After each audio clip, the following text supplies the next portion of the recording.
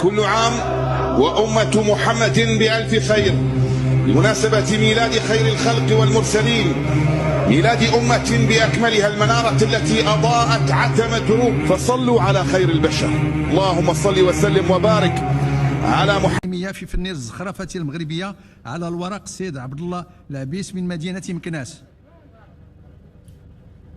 جائزة محمد السادس التكريمية في فن الزخرفة المغربية على الورق كانت من نصيب السيد عبد الإله العبيس من مدينة مكناس، يتسلمها من أمير المؤمنين جلالة الملك محمد السادس أيده الله.